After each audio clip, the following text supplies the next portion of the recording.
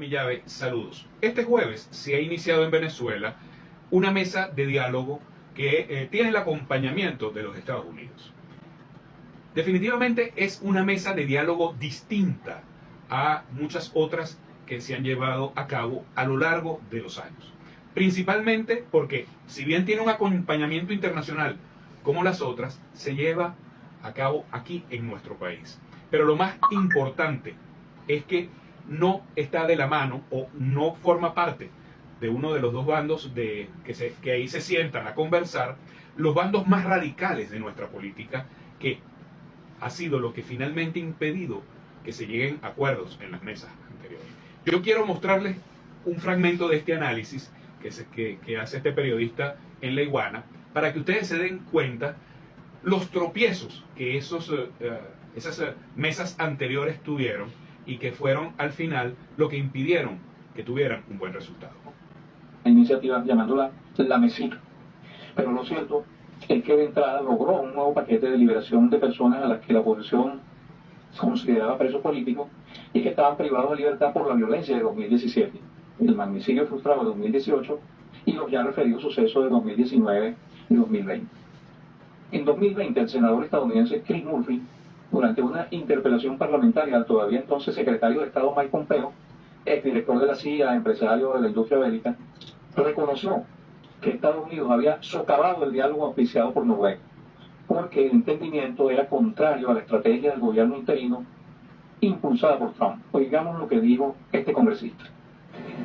And it didn't work. And it's just been... Todo lo que hicimos fue jugar todas nuestras cartas el primer día y no funcionó. Ha sido un error vergonzoso tras error. Primero pensamos que lograr que Guaidó se declarara presidente sería suficiente para derrocar al régimen. Después pensamos que poner ayuda en la frontera sería suficiente. Luego intentamos construir una especie de golpe en abril del año pasado y explotó en nuestra cara cuando todos los generales que se suponía que iban a romper con Maduro decidieron quedarse con él al final. Socavamos las conversaciones en Noruega el verano pasado. Y este marzo lanzamos un marco de transición que, francamente, es casi una copia exacta de la que se enfrentó a las partes el año pasado. Y ahora, después de perder todo este tiempo, estamos atascados con las elecciones a punto de suceder. Como hemos hablado hoy, Guaidó y la oposición se niegan a participar. Y luego estaremos en una posición en la que reconoceremos a alguien como líder de Venezuela, que no controla el gobierno, que no dirige el ejército y ni siquiera ocupa un cargo.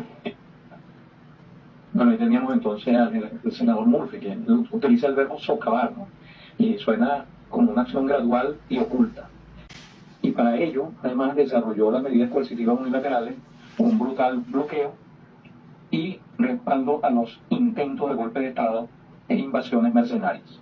Esto apunta a esa otra creencia falsa que se ha instaurado, de que Estados Unidos siempre ha apoyado los diálogos y que este diálogo que va a comenzar ahora va a salir bien porque tiene el apoyo de Estados Unidos. La realidad demuestra que Estados Unidos más bien ha sido un factor que ha intervenido directamente en contra de los diálogos que ha intentado el gobierno venezolano. Con la mejor prueba de que Estados Unidos operó contra el entendimiento político es que amenazó con aplicar sus llamadas sanciones, incluso contra dirigentes opositores que participaron en las conversaciones con el gobierno desde septiembre de 2019, a las que la maquinaria mediática, como decíamos antes, llamó la mesita.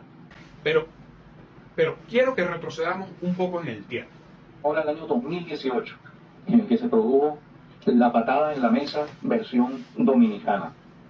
La constituyente frenó la violencia con la rapidez que un torniquete aplicado por una mano experta detiene una hemorragia grave.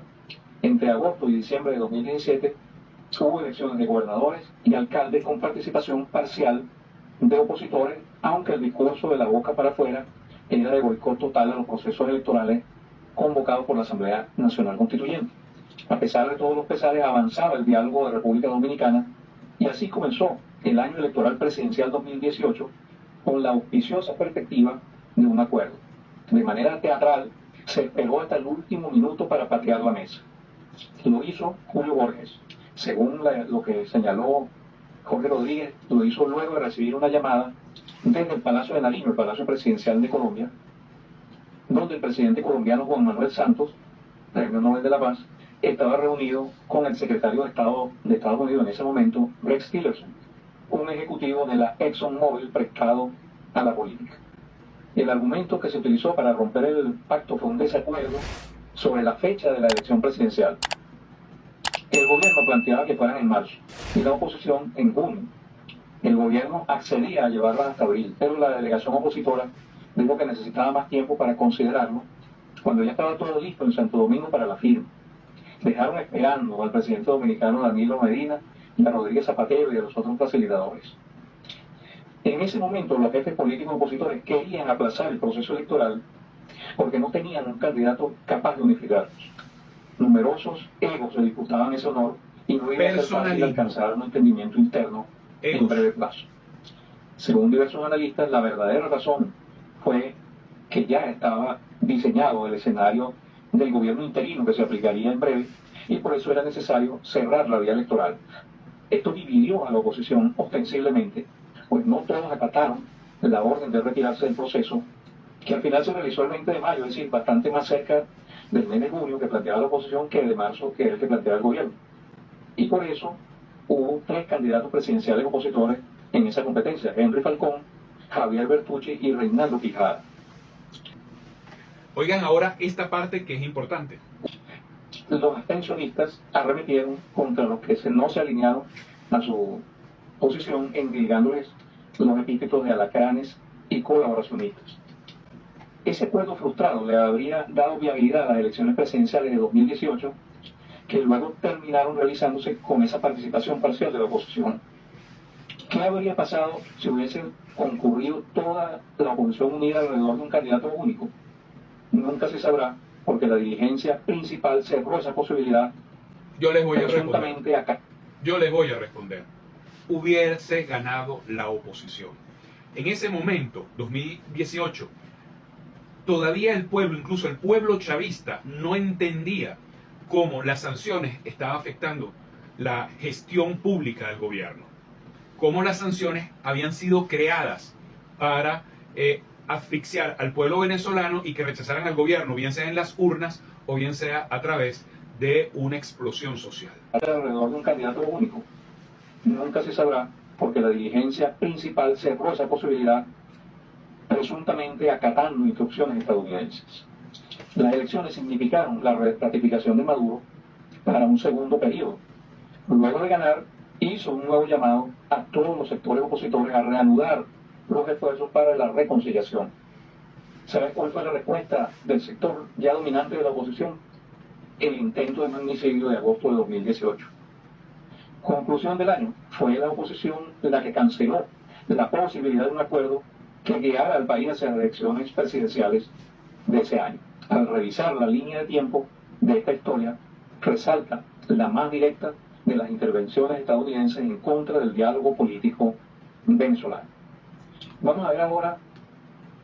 Bueno, ustedes lo han escuchado, sé que es un periodista chavista, pero les pregunto a ustedes, ¿tienen una versión diferente a la que aquí se está presentando? Yo lo vengo analizando desde hace mucho tiempo y no la he encontrado. ¿Tú la tienes? Te leo en los comentarios. ¿Y por qué razón ahora será diferente? Porque Estados Unidos, al menos, yo no voy a decir que es diferente, pero al menos no es la misma que era en el primer gobierno de Donald Trump, en los anteriores, ni siquiera al de Biden. ¿Y saben ustedes por qué? Porque Estados Unidos como que entendió algo que pasará mucho tiempo para que ese grupo opositor que apoyó o que fue apoyado por mucho tiempo por el gobierno de los Estados Unidos no ha entendido, no se ha dado cuenta aún. Y es que ellos se admitieron que se equivocaron. Y el costo económico y político de esa equivocación la están tratando de corregir ahora. Ojalá que ese grupo sectario de la oposición entendiese que ellos han estado equivocados, principalmente porque su aliado, quien los acompañó por mucho tiempo, también lo estaban, pero que ellos todavía no han llegado a la claridad del país del norte y de muchos otros países más de darse cuenta que estaban equivocados. Por cierto, bienvenido República Dominicana, Chile, Perú y otros países a Venezuela de nuevo. ¿Te gusta mi contenido? Por favor, házmelo saber. Tus comentarios me permiten conocer otras opiniones y enriquecer mis próximos análisis. Y si este lo consideraste bueno para romper el cerco mediático, compártelo. Epa mi llave, te invito a que me sigas en esta cuenta nueva. Así podrás continuar escuchando mis análisis, en caso de que me saboteen esta por la cual me has seguido hasta ahora. Sígueme también por epamillave2025 en Instagram. Así también como en YouTube.